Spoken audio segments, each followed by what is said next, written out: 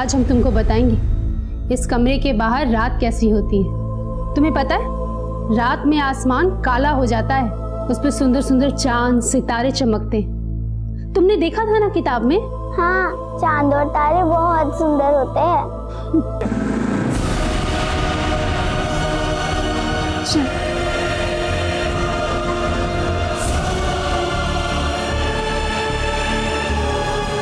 सुन, वो आ गया, बाहर मत आना।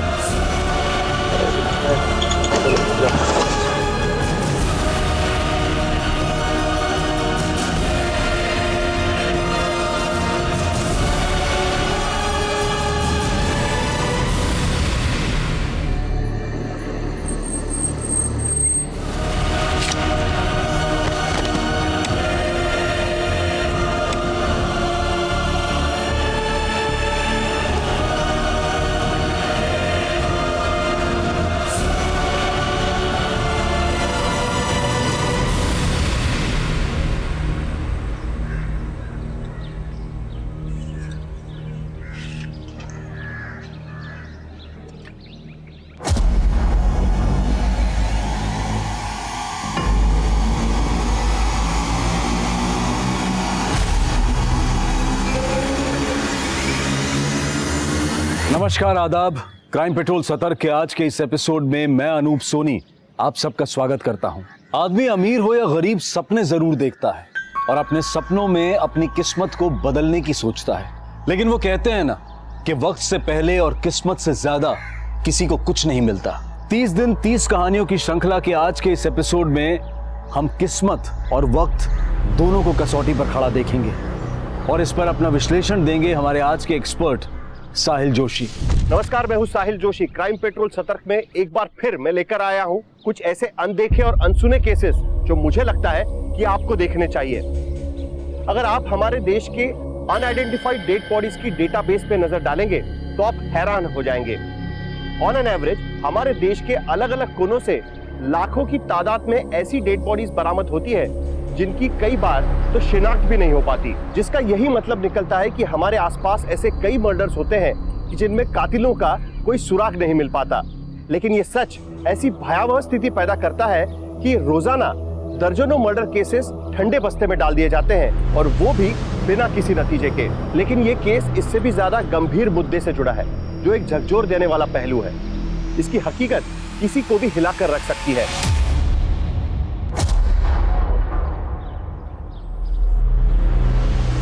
बेटा, जब हम 5वीं क्लास में थे ना, कभी छुट्टी नहीं करते थे। पर दादी तो कह रही थी कि आप 5th में फेल हो गए थे।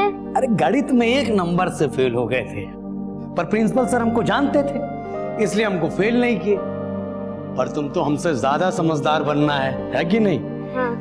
और उसके लिए स्कूल की छुट्टी कभी नहीं करनी। जी साहब।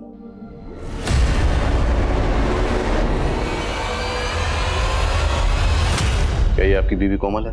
नहीं सर, ये कोमल नहीं है।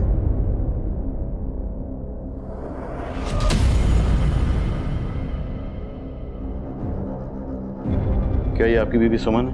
नहीं साहब, ये हमारी सुमन नहीं है। दीपक, हमें इस लाश के ऊपर ये कपड़े और ज्वेलरी मिली है, क्या ये आपकी बीवी के हैं? नहीं साहब, ये सुमन के नहीं है। अरे दीपक, क्या हुआ? कहाँ चले गए थे तुम?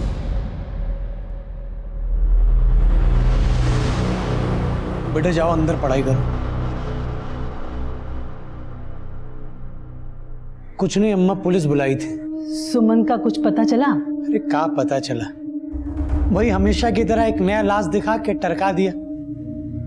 अम्मा हमको तो लगता है ना ये पुलिस हमारी सुमन को ढंग से ढूंढ ही नहीं रही। बेटा, तुम 7 साल से सुमन की आस लगाए बैठे हो। ये मिलना होता तो मिल जाती। हमको तो लग रहा है वो तुम्हें और अपने बेटे को छोड़ के भाग गई। कैसी बात कर रही हैं अम्मा आप? हाँ, यही सच है। तुम्हें अब कन्हैया के बारे में सोचना पड़ेगा। उसके लिए दूसरी माँ ले आओ।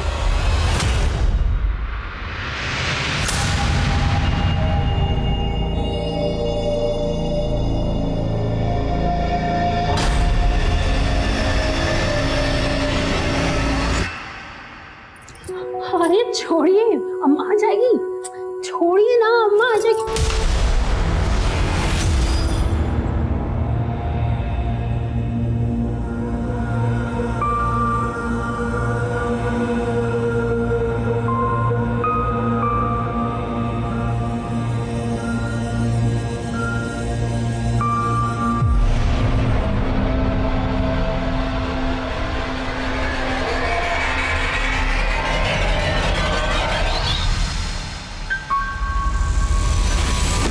उठ गई तुम?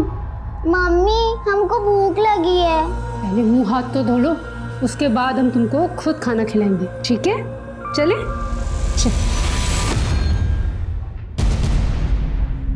साहब नमस्कार, बैठिए। साहब आज आप काय बुलाए हैं? सुमन का कोनो नया जानकारी मिला है का? दीपक, हमें सुमन की कोई जानकारी नहीं मिली और ना ही अभी हमें तक कोमल का कुछ पता चला। देखिए, आप दोनों जानते हैं 7 साल गुजर चुके हैं और मुझसे पहले 2 ऑफिसर इस केस को तहकीकात कर चुके हैं और केस अभी भी वहीं का वहीं अटका हुआ। तो मुझे आप दोनों से यह जानना है कि आप दोनों को अभी भी अपनी बीवियों का इंतजार है? कैसी बात कर रहे हैं साहब? का इंतजार नहीं रहेगा? प्यार करते हैं हम उससे। सुनील, तुम्हें? जी सर। तो फिर तुमने दूसरी शादी क्यों कर ली? साहब हम तो ऐसा मानते हैं कि हमारी कोमल आज भी जिंदा है, लेकिन साहब वो हमारी बेटी खुशी, उसकी परवरिश के लिए हमारे माँ बाप ने दूसरी शादी करा दी साहब। पर साहब अपनी दूसरी बीवी को हम कभी कोमल का स्थान नहीं दे पाए हैं। साहब पता नहीं काहे हमको लगता है कि हमारी सुमन जरूर एक दिन मिल जाएगी। बस आप उसको ढूंढने का कोशिश तो कीजिए। दीपक, हमने सुमन को ढूंढने की हर मुमकिन कोशिश की है और कर भी रहे हैं, लेकिन क्या करें, कानून ये कहता है कि अगर कोई विक्टिम 7 साल तक मिसिंग रहता है तो उसे डेड मानकर केस क्लोज करना पड़ता है। आप ऐसे कैसे केस बंद कर सकते हैं साहब? दीपक, दिस इज लॉ। कानून यही है और हमें जो भी करना है कानून के दायरे में रहकर करना है। यही बताने के लिए आप लोगों को यहाँ बुलाया था।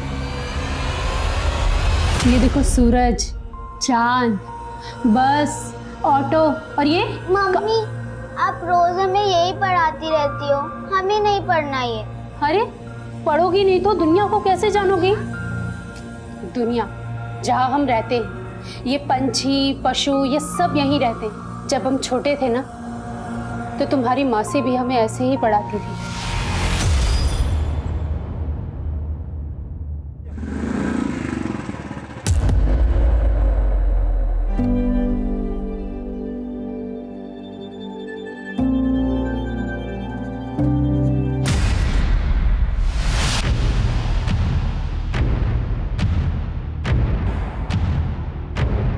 चल अंदर चल।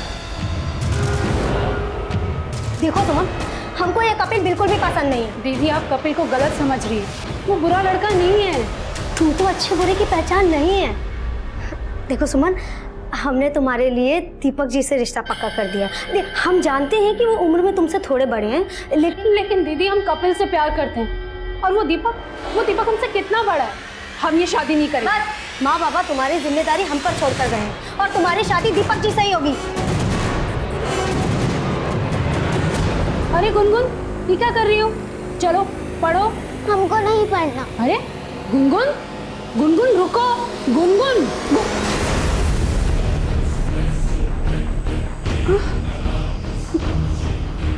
तुम आज फिर उस कोने में चली गई ना ताकि हम तुम्हें छू ना पाए। क्या हुआ मम्मा? पकड़ लिया। आप हमसे झूठ बोल रही थी ना हमें पकड़ने के लिए। अरे बेटी, हम तो चाहते हैं तुम हमेशा आजाद रहो, इतना दौड़ो कि आसमान छू, लेकिन हम आजाद नहीं।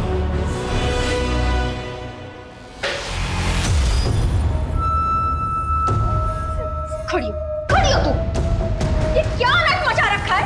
अब चोरी करना भी सीख गई? शांति, ये क्या कर रही हो तुम? अरे एक लड्डू ही तो ले रही थी और तुम जो है ये लड़की सारा दिन घर फैलाए रखती है। तुमने क्या हमें इसकी नौकरानी समझ रखा है? अरे हम तो तुमको इसका माँ बना के यहाँ लाए थे, लेकिन तुम जो है हम लोग का जिंदगी को नरक बना के रखती हो। नरक तो तुमने हमारी जिंदगी को बना दिया है। शादी हमसे की और तलाश अब भी अपनी पहली बीवी को कर रहे हैं। भाड़ में जाओ तुम, हमारी जिंदगी नरक बना दी है तुमने।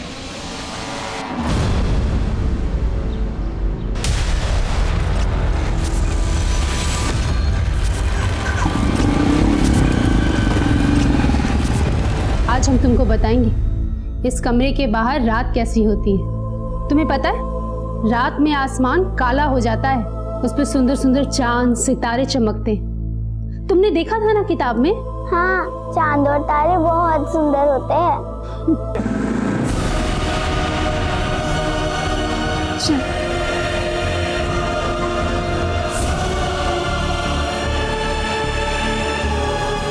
चल, वो आ गया, बाहर मत आना।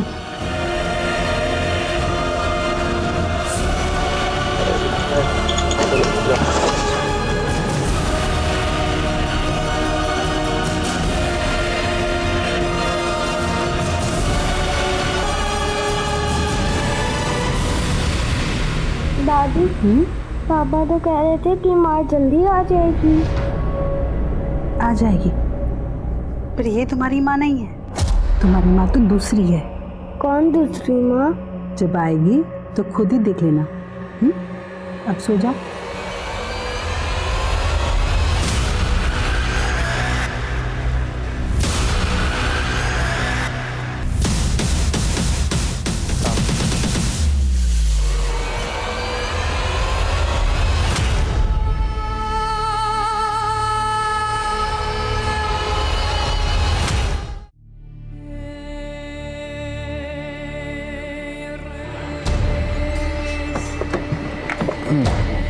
ये ठीक है, मैं करता हूँ फोन।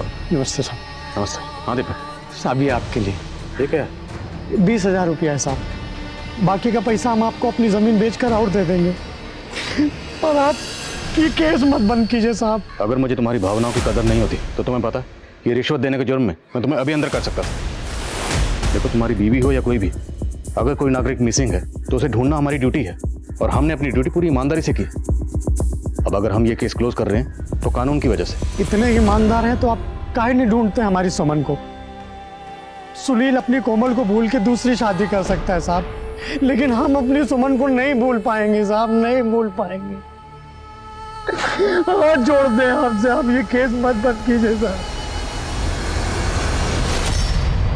बस हमको नहीं खाना। अरे अभी तुमने आधा रोटी भी नहीं खत्म किया। खाओगी नहीं तो अपनी मौसी की तरह स्ट्रांग कैसे बनोगी? और तुम ही तो हम दोनों को आजाद करोगी यहाँ से। मैं स्ट्रांग बन जाऊंगी और ये जंजीर भी तोड़ दूंगी। हम जानते हैं ये जंजीर तोड़ना तुम्हारे लिए मुश्किल है, लेकिन आपको वो बेड़ियाँ तोड़नी होंगी जिसने हम जैसी औरतों को बांध दिया है। हम जानते हैं ये बातें तुम्हारे लिए बहुत बड़ी हैं, लेकिन हम तुम्हें तुम्हारी मौसी की तरह बनाना चाहते हैं। तुम्हें पता है तुम्हारी मौसी 24 साल की उम्र में गांव की सरपंच थी। बहुत रुबाब था उनका। चल कभी नहीं इधर खड़ी। छोड़ इसको, खबरदार जो औरत पे ये मर्दानगी दिखाई तो। अरे पंचायत नहीं बैठा तुम्हारा यहाँ पे, घर है हमारा ये, और हमारे होते हुए किसी और मर्द के साथ तुम चूड़ियां नहीं पहनी हमने तुम्हारे मर्द की तरह। हाँ, और औरत पे हाथ उठा के तुम बहुत बड़ा मर्द बन रहे हो। अरे हमको मत सिखाओ, तुम बीवी है हमारा, हम चाहे कूटे चाहे मारे। इधर अगर अब इसको कोई भी तकलीफ दी तो हम तुमको गांव से बाहर निकलवा देंगे।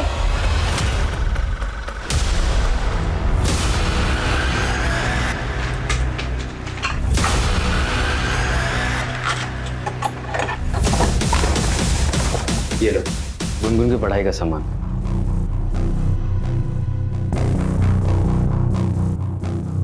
गुनगुन बेटा इधर आओ। आओ, ये लो।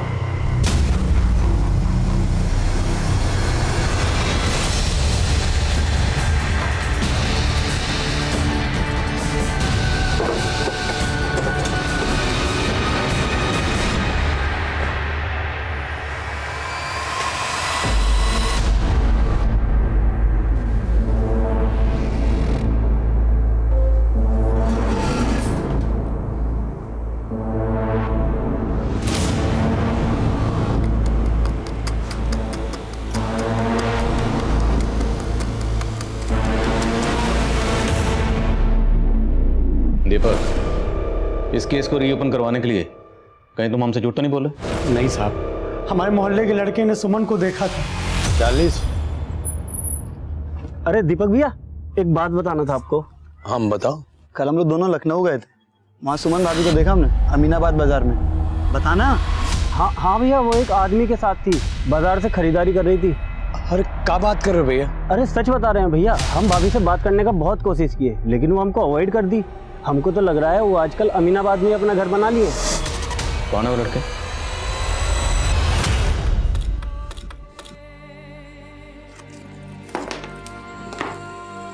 ये छेद इतना बड़ा हो जाएगा कि तुम यहाँ से बाहर निकल जाओगी। तुम जाओगी ना बाहर? पर मम्मी, हम बाहर चले गए तो आप यहाँ अकेली रह जाएंगी। तुम बाहर जाओगी तभी तो हमें बाहर निकालोगी। तुम डरना नहीं, यहाँ से तुम सीधा हमारे पति के पास जाना, वहाँ तुम्हारा भैया होगा। कन्हैया भैया ना? हाँ।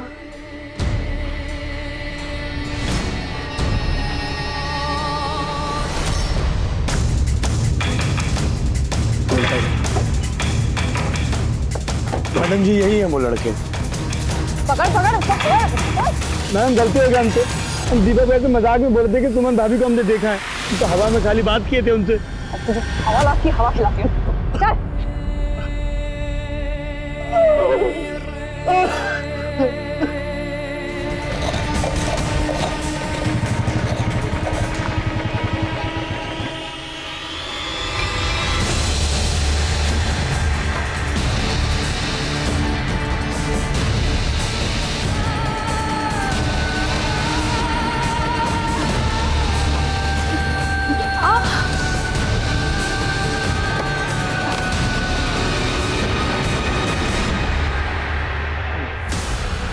वो गुनगुन शरारत कर रही थी तो लग।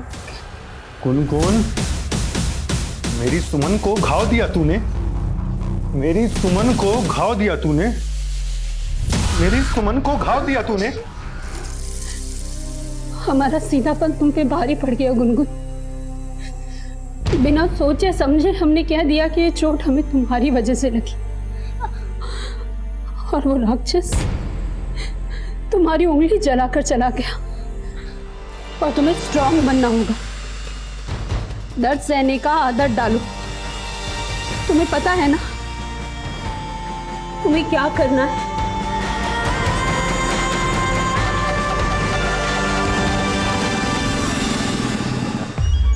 प्रणाम सुनील भैया। खुशी बेटा कैसी हो? हैं? दूर होके बात करो। काहे नाराज हो रहे हैं भैया? अरे हम तो बस ये जानना चाह रहे हैं कि वो कोमल दीदी और सुमन वाला केस पुलिस वाले बंद कर दिए हैं का? तुमको क्या करना है सर रामायण जान के? तुमको कितना बार बोले हमरा मुंह मत लगा करो। चल खुशी।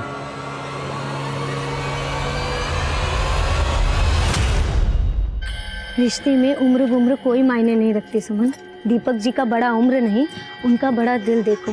इतना प्रेम तुम्हें किसी और से नहीं मिलता है ना? सुमन, हमें तुमसे कुछ बात करनी है।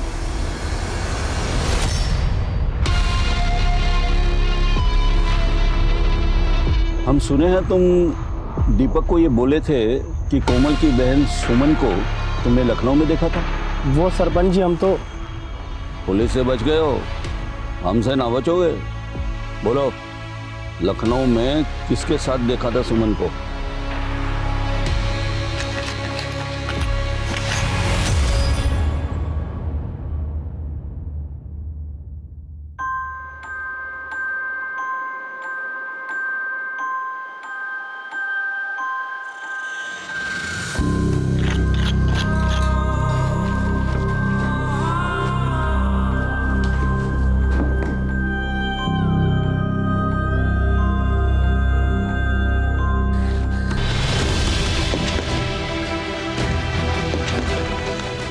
गुनगुन, अब ये छेद इतना बड़ा हो गया है कि तुम यहाँ से बाहर जा सकती हो। तुमको पता है ना तुम्हें यहाँ से जाकर क्या करना है? हाँ, मुझे एक अंकल को ढूंढना है। वो अंकल उन दो अंकल जैसे बड़े बड़े होंगे, लेकिन वो अंकल दूसरे होंगे जो अच्छे होंगे। ये दुनिया बहुत बुरी है बेटा। हम नहीं जानते कि तुम्हें अच्छे अंकल मिलेंगे या बुरे अंकल, पर ये दाव खेलने के अलावा हमारे पास और कोई रास्ता नहीं। हम डरते हैं कि हम तुम्हें कहीं खो ना दें, पर तुम्हारी अभागी माँ तुम्हें इस आज़ादी के अलावा और कुछ नहीं दे सकती।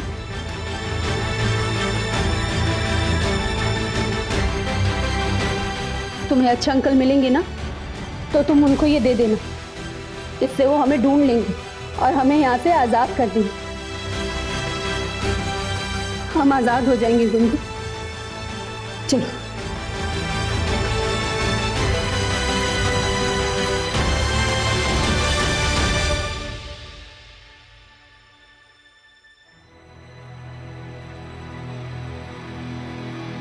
मम्मी, हमको वापस आना है। तुमको जाना होगा बेटा, तभी तो तुम हमको आज़ाद कराओगी। जाओ।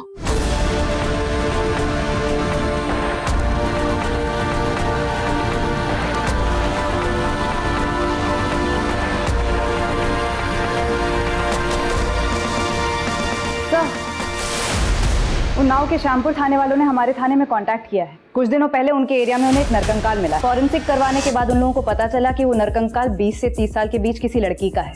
रिपोर्ट्स के मुताबिक उसके स्कल पर कई बार वार किए गए थे। अंदाजा लगाया जा रहा है कि उसका मर्डर लगभग 7 साल पहले हुआ होगा। तो श्यामपुर पुलिस ने हमसे इसलिए कांटेक्ट किया होगा क्योंकि 7 साल पहले हमारे यहाँ पर कोमल और सुमन की मिसिंग केसेस फाइल हुए थे। जी सर, मैंने उन्हें बताया कि हमने वो केस बंद कर दिया है, लेकिन फिर भी वो एक चांस लेकर देखना चाहते थे कि कहीं वो नरकंकाल कोमल या सुमन में से किसी का तो नहीं है। सुमन और कोमल मिसिंग केस की पहली इन्वेस्टिगेटिव टीम को एक लाश मिली थी। उस वक्त सुमन के बेटे और कोमल की बेटी का डीएनए सैंपल लिया गया था। वो डीएनए सैंपल श्यामपुर पुलिस से शेयर कर। सर, गुनगुन कहाँ है? वो अंदर सो रही। अंदर सो रही है? कहाँ?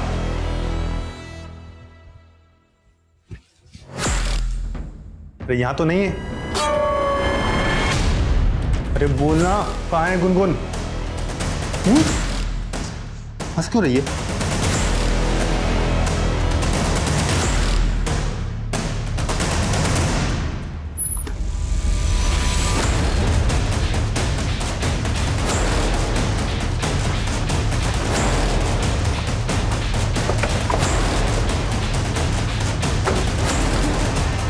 बेटा, तुम्हारे पापा कहाँ हैं? जी जी मैडम। सुनील कहाँ हैं? वो तो काम पर गए हैं। क्या बात है? हमें कोमल के बारे में इंफॉर्मेशन मिली है। बेटा, आप अंदर जाओ। 7 साल पहले कोमल की हत्या हुई थी।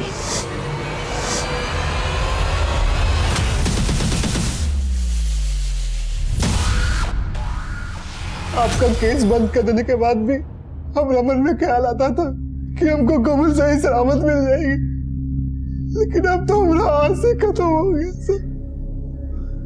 साहब। तो कहा हमारी सुमन भी, आप उसके बारे में काहे कुछ नहीं बोल रहे हैं? दीपक, अभी हम पुख्ता तौर पर कुछ नहीं कह सकते। हम खुद ये सोच रहे हैं कि अगर कोमल का कत्ल हुआ तो फिर 7 साल से सुमन कहाँ गायब है? मुमकिन है कि सुमन ने कोमल का कत्ल होते हुए देख लिया हो, इसलिए शायद सुमन को भी गायब कर दिया गया था। पर दीपक, तुम बेफिक्र रहो। अब हमने केस रीओपन कर दिया, हम सुमन का पता लगा के रहेंगे।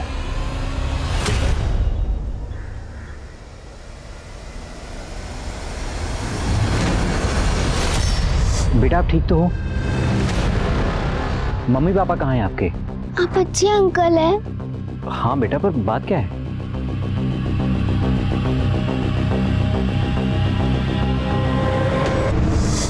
ये दीपक कुमार जी यहीं रहते हैं? जी बताइए। हाँ मैं। आप इस बच्ची को जानते हैं?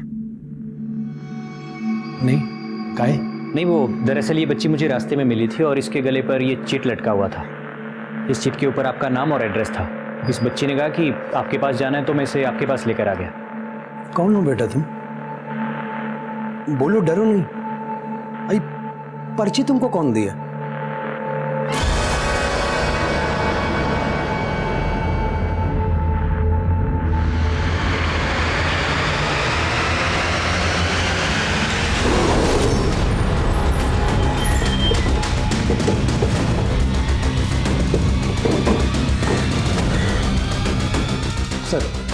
ये वो बच्ची?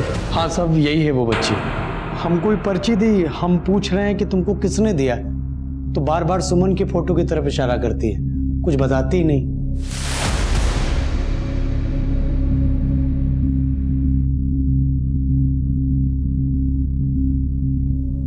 डरो मत। क्या नाम आपका? अच्छा ये बताओ, ये चिट आपको किसने दी?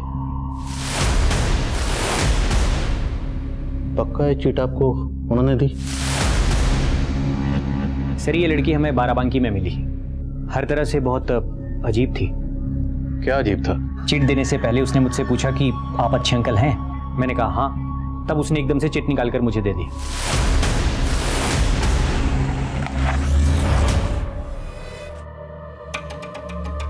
कन्हैया चलो खाना खा लो बेटा। बेटा तुमने उन्नाव जाना है अपने भैया के पास। उन्नाव भैया? गुनगुन, उन्नाव एक शहर है। शहर क्या होता है? बेटा शहर वो होता है जहाँ बहुत सारे घर होते हैं, लोग रहते हैं। हम लोग उन्नाव में रहते थे तुम्हारे भैया के साथ। ये भैया क्या होता है? कन्हैया भैया। तुम कन्हैया का नाम कैसे जानती हो? मम्मी ने बताया था। कन्हैया भैया होता है, हमारा भैया।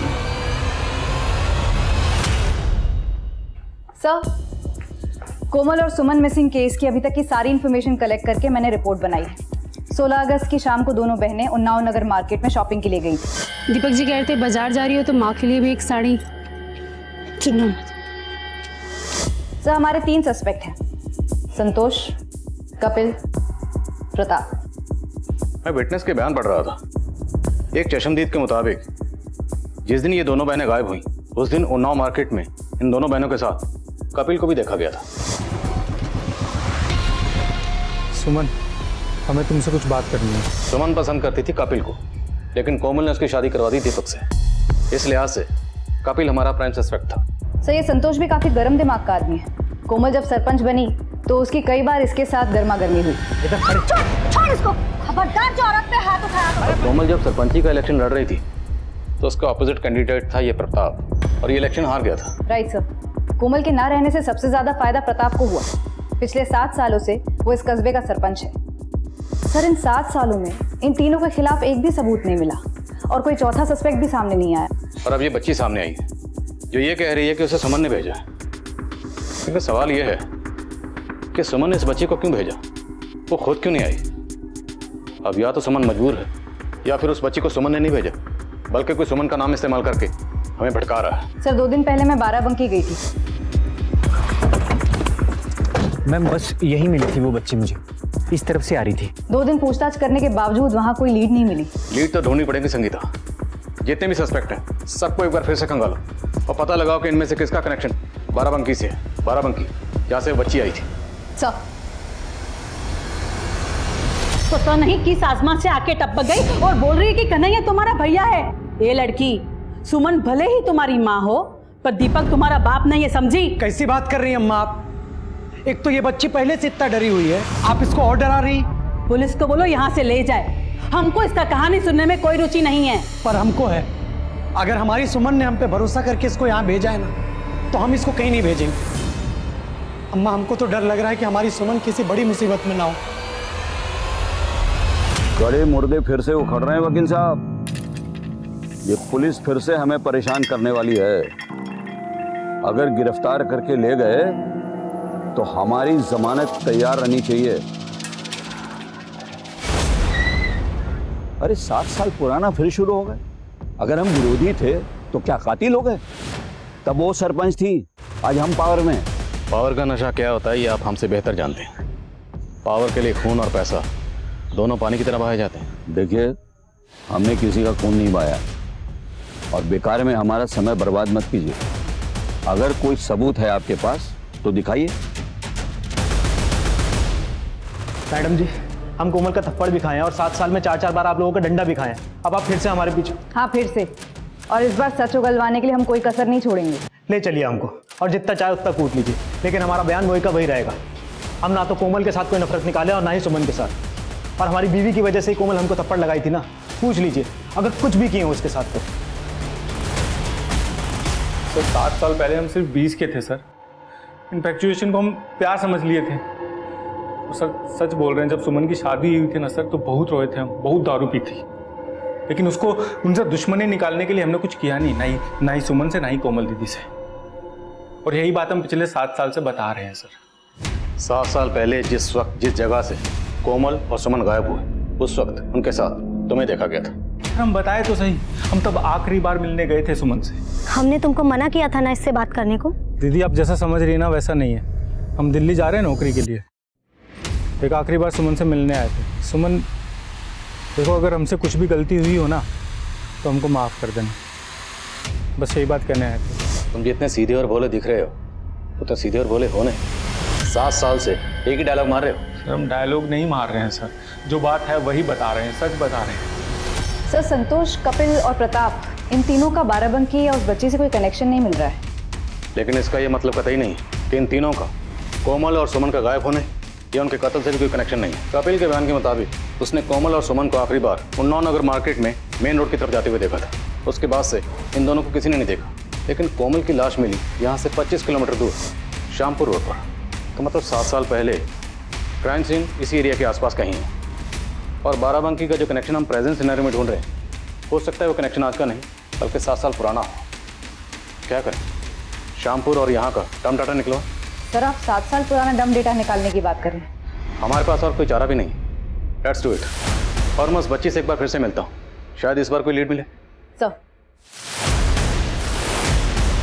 इस केस की नियति इसी जज्बे पर टिकी थी कि कुछ ऐसा किया जाए जो नामुमकिन को मुमकिन कर सके। और सुमन ने जिस तरह से गुनगुन को आज़ाद किया था वो भी एक नामुमकिन काम को मुमकिन करने जैसा जज्बा था।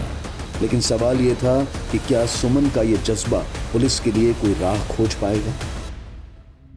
अच्छा बच्चा, आपने उन वाले अंकल से क्या पूछा था कि अंकल आप अच्छे अंकल हो ना?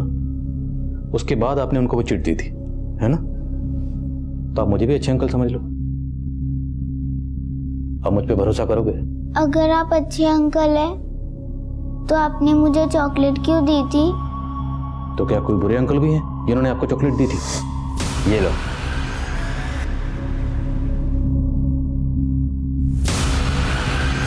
वो मेरे लिए बुक्स भी लाते थे पर मम्मी बोलती थी वो भी बुरे हैं। तो चॉकलेट देने वाले बुरे अंकल के अलावा भी कोई बुरे अंकल थे? ये बताओ कि आपकी मम्मी दोनों बुरे अंकल्स को कैसे जानती है? अच्छा ये तो बताओ, आपकी मम्मी ने आपको यहाँ क्यों भेजा है? आजाद करने के लिए। किसको आजाद करने के लिए? किससे? मम्मी को? क्या हुआ मम्मी को? मम्मी के पैर में कुछ हुआ? आपकी मम्मी के पैरों को किसी ने बांधा हुआ?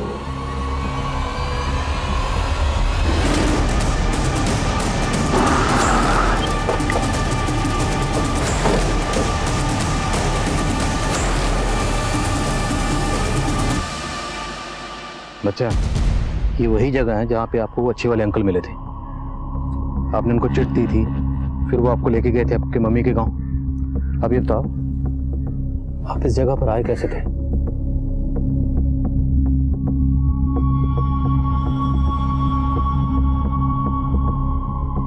इधर से? फिर कहाँ से आए थे? बोलो।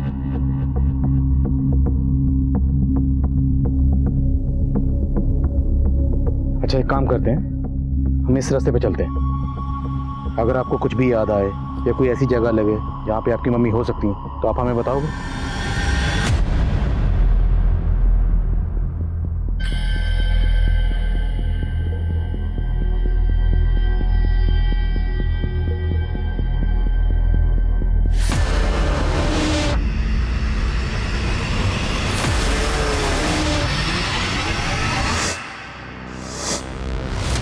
क्या हो गया बेटा?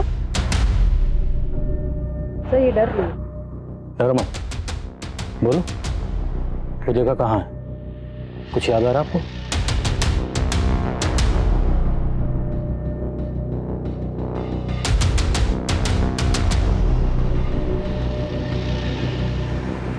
विशाल, पता लगाओ ये घर किसका है। सर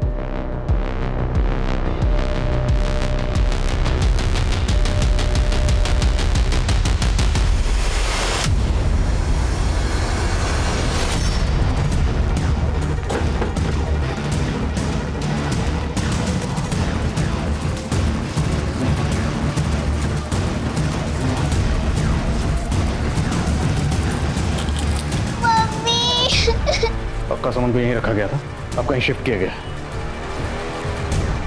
सर आसपास के लोगों ने बताया कि ये घर हमेशा बंद रहता है। इसका मालिक कौन है, यहाँ पे कौन रहता है, किसी को कुछ नहीं पता।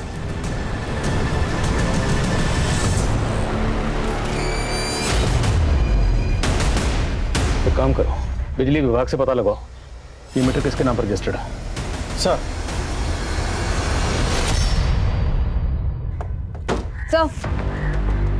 सर डंप डेटा से उन्नाव के 8 नंबर्स आइडेंटिफाई किए हैं।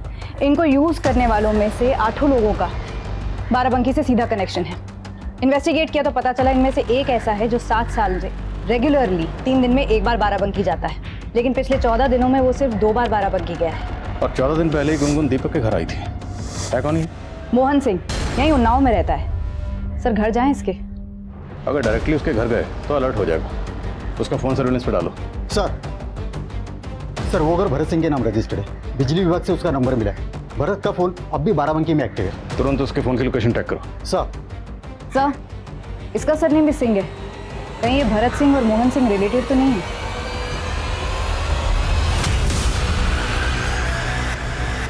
सर भरत का फोन बाराबंकी के गोमती नगर में एक्टिव है।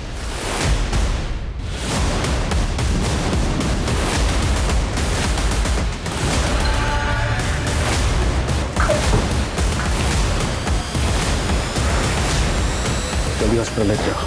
छोटी बहन को कैद करके इसके साथ जानवरों से भी बदतर बर्ताव कर रहे थे। बड़ी बहन कोमल, उसको तो जान से ही मार दिया। क्यों? नहीं सर, कोमल को हमने नहीं मारा। तुम लोगों ने नहीं मारा? किसने मारा? सर हमें नहीं पता सर हमारी नज़र तो सुमन पर थी और उसकी बड़ी बहन हमारी दुकान पर कपड़े खरीदने आती थी। सर उस रोज रात में हम और हमारा कजिन भरत श्यामपुर से लौट रहे थे, तभी हमारी नज़र सुमन पर पड़ी।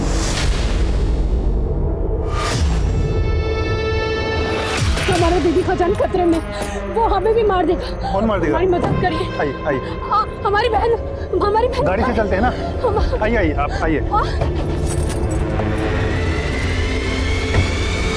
हमें इधर नहीं, हमें उधर जाना है। हमारी दीदी वहाँ है। ये लड़की चुप, मोहन इसका मुंह दबा।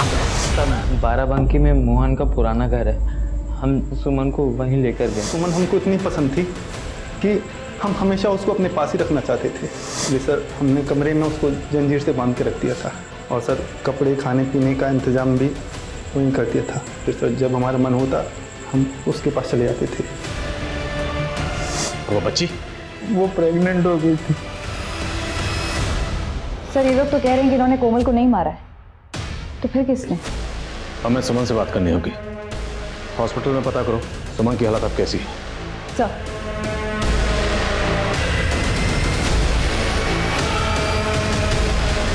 सुमन क्या हुआ था उस दिन? हम और कोमल दीदी दोनों बाजार से वापस आ रहे थे। अच्छी शॉपिंग होगी ना आज? हाँ दीदी, पर रात कितना हो गया है अब पता नहीं ऑटो मिलेगा कि नहीं। अरे मिल जाएगा, आगे चलकर ना यहीं पर ही कहीं होगा।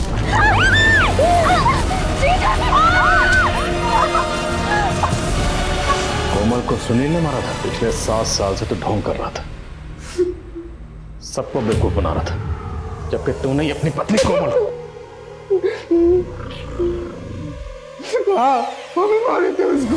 ऐसी भी क्या नफरत थी जो तुमने कोमल को जान से ही मार दिया? सब वो औरत होके सरपंच बन गई। हमको शर्म आता था कि हम एक छोटा सा नौकरी करते हैं और हमारा बीवी इतना बड़ा पद पे, सब उसका इज्जत करता था और हमको कोई नहीं पूछता था साहब। हम रोज तिल कर मरते थे। इसलिए हम सोचे कि अगर हम उसको मार देंगे तो हमको लोगों का हमदर्दी मिल जाएगा और अगला बार हम सरपंच बन जाएंगे। बन गया तू सरपंच? तुमने अपनी बीवी कोमल को महज इसलिए मार दिया क्योंकि तू सरपंच बनना चाहता था। तो कभी सरपंच नहीं बन सकता था। तेरी जैसी सोच है ना, तो कभी बन ही नहीं सकता था। खा लो धड़स के। दीपक जी, हम बस गुनगुन को लेने आए। इतने सालों से सुमन हम तुमको देखने के लिए तरस गए, तुम जाने की बात कर रही? पर हम आपके लायक नहीं रहे। ऐसा काहे कह रही हो तुम? गुनगुन आपकी बेटी नहीं है दीपक जी। पर अब है। आपस में कितना घुल मिल गए हैं दोनों।